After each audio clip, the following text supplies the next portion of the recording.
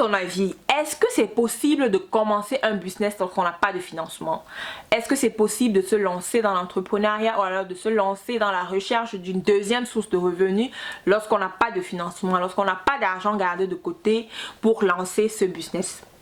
Est-ce que tu penses que c'est possible?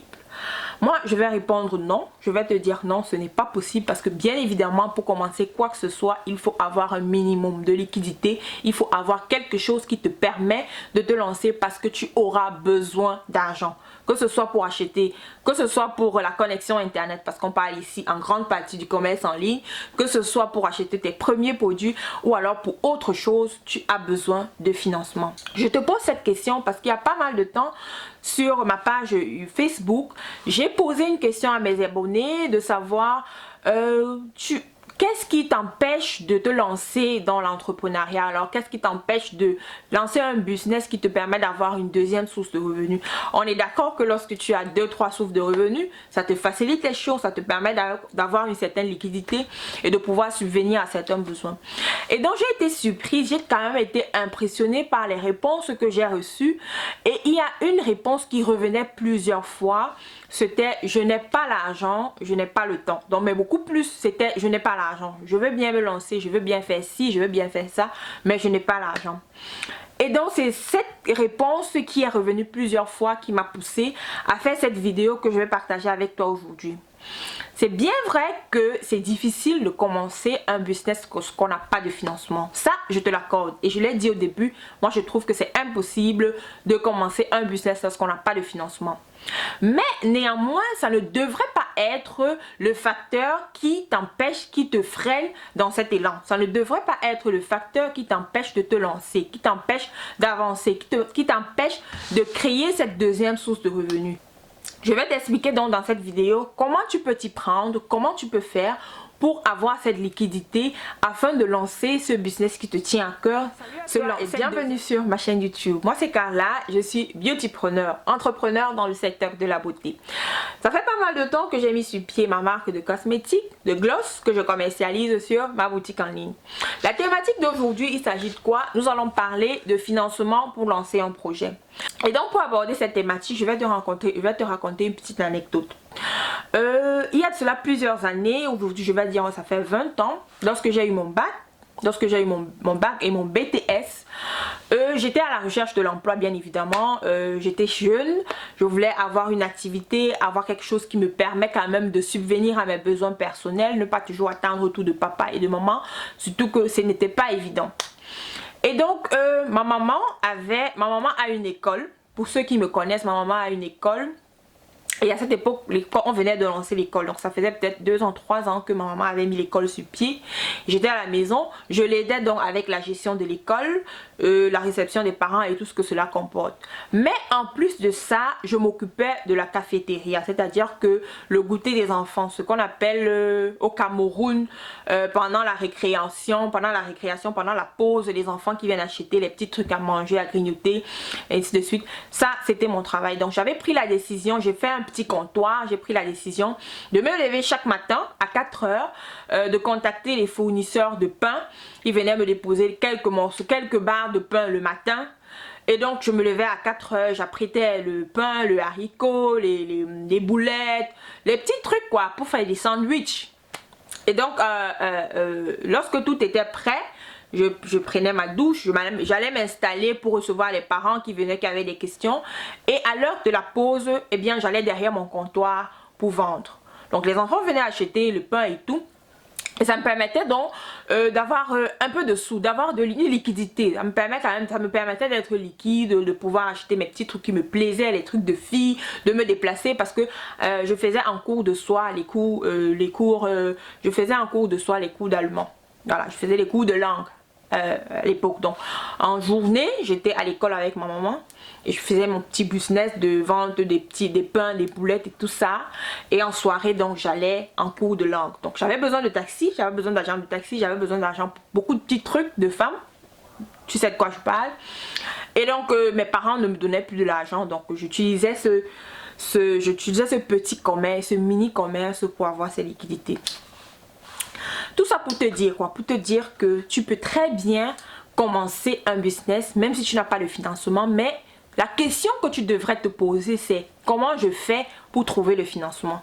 Ne pas se dire, ah, j'aimerais bien devenir make-up artiste, j'aimerais vendre les mèches, mais je n'ai pas de financement et tu restes tranquille. Mais ça ne va pas tomber du ciel, ça ne va pas venir te trouver à la maison. Il faut que tu te bouges, il faut que tu fasses quelque chose, il faut que tu réfléchisses. Comment faire pour avoir ce résultat? Comment faire pour atteindre? Comment faire pour sortir de ma situation A et arriver à la situation B?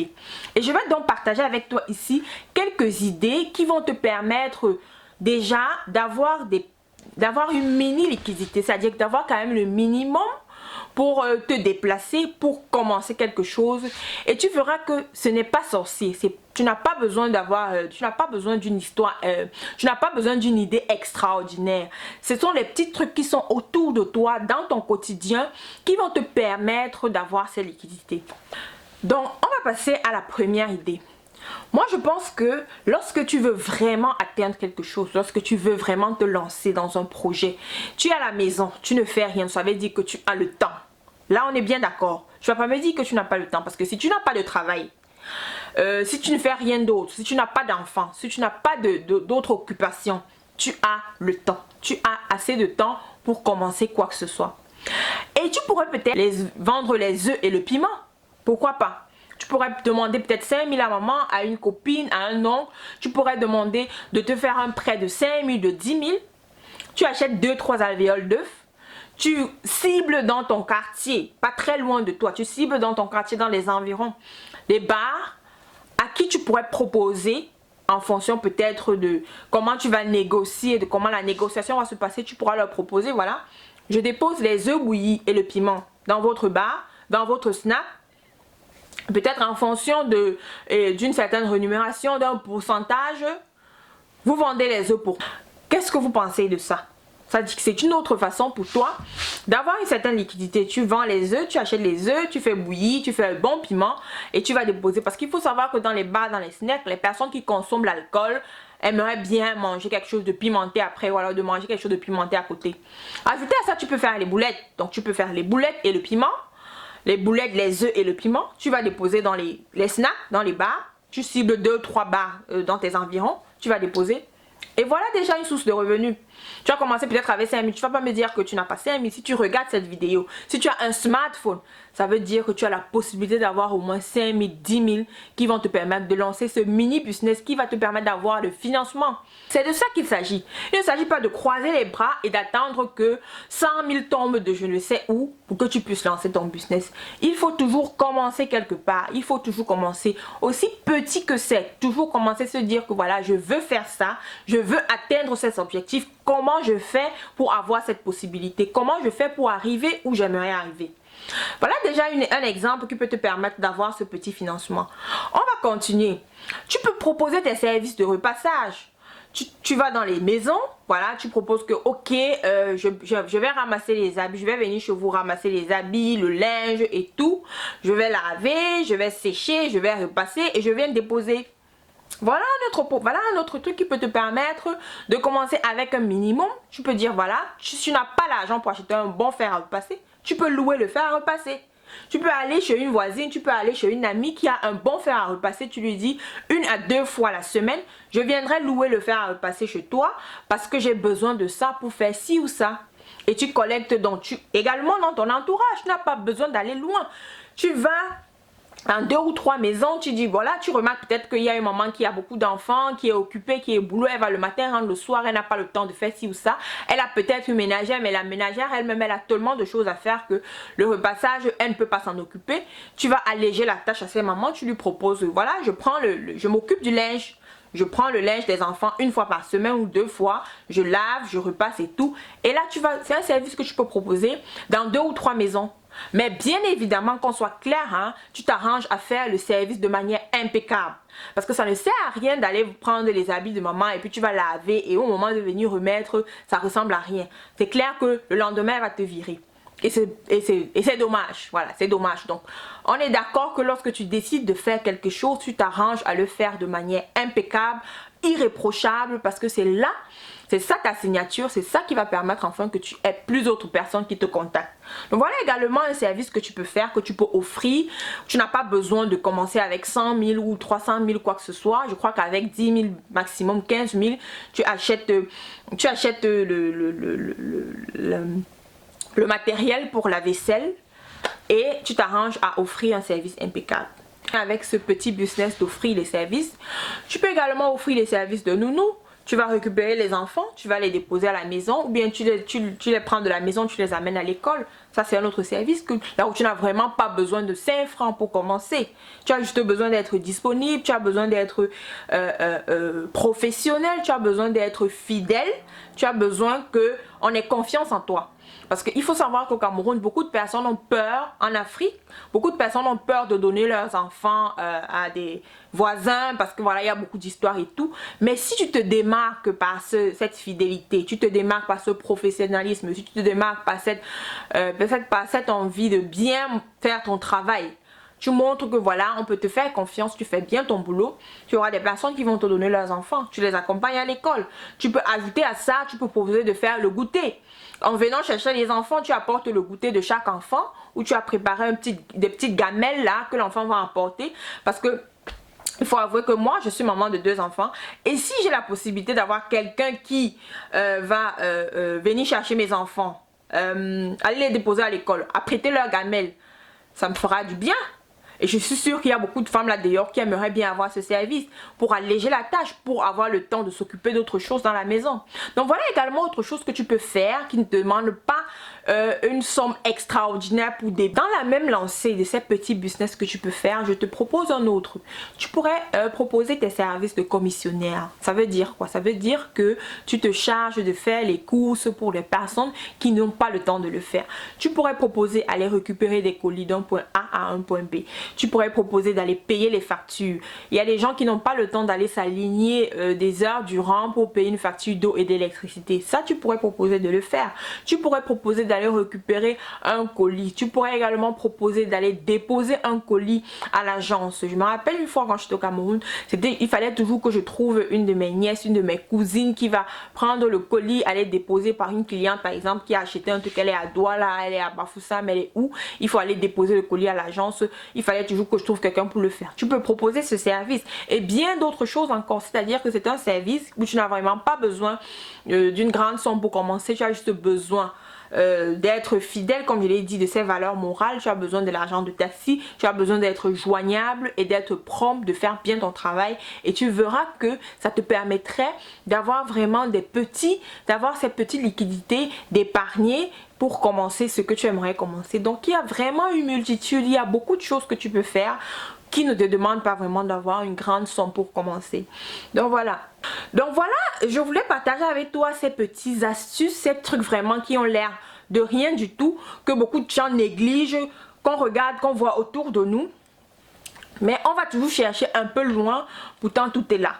Donc voilà déjà des petits trucs que tu peux commencer à faire à la maison, étant à la maison, ayant tout ton temps pour lancer ce business, pour économiser.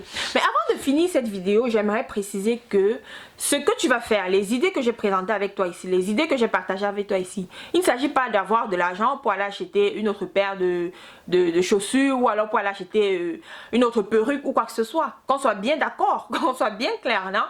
Il s'agit ici de commencer un mini business qui va te permettre d'épargner, pour lancer ce gros business que tu as en tête depuis. Que ça ne sert à rien de prendre tout ce temps. Voilà, parce que le temps il ne revient pas. Ça ne sert à rien de prendre tout ce temps, d'aller vers les clients, d'aller chez les voisins, de vendre, de faire ci. Et si tu te retrouves un jour peut-être avec, tu te retrouves après un mois avec peut-être 50 000, tu achètes une perruque. En fait, ça veut dire que tu ne sais pas ce que tu fais, tu ne sais pas où tu vas. Et cette vidéo, malheureusement, elle n'est pas pour toi. Donc, il s'agit ici de comprendre que j'aimerais quitter d'un point A à un point B. Ce n'est pas la destination finale, voilà, c'est juste un chemin, c'est juste une étape par laquelle tu devrais passer pour avancer, pour atteindre ton objectif. Et tu dois garder en tête que cet argent, c'est pour commencer ton business. Ce n'est pas pour les dépenses diverses. Parce que jusqu'à présent, tu n'avais pas ce problème de nouvelles coiffures, tu n'avais pas ce problème de nouvelles chaussures. Parce que tu te sieds, tu es à l'aise dans ta situation, tu n'as pas de boulot, je ne sais pas comment faire. Donc voilà ce que je voulais partager avec toi aujourd'hui. Si tu te retrouves dans cette vidéo, si tu as apprécié, s'il y a certaines idées que tu as aimées, et tu me laisses en commentaire, tu me dis ce que tu penses. Si tu aimerais avoir ce genre de vidéo, si tu aimerais que je partage avec toi également d'autres petits business que tu peux lancer vraiment sur la base de rien du tout et qui peut te permettre d'avoir une petite liquidité afin de commencer ton business ou de passer à une autre étape, n'hésite pas également à me dire en commentaire. Tu pourrais partager la vidéo dans les groupes WhatsApp ou à tes copines qui sont également dans le besoin et que cette vidéo pourrait intéresser. Ça me ferait plaisir d'avoir des retours, ça me ferait plaisir de lire tes commentaires. Dis-moi ce que tu en penses. Donc voilà, nous sommes arrivés à la fin de cette vidéo. J'espère que tu as aimé. Si c'est le cas, fais-moi savoir en commentaire. Sinon, je te souhaite de passer de très bons moments. Je te souhaite tout ce qu'il y a de meilleur. Et on se retrouve très prochainement pour une autre vidéo. À très bientôt.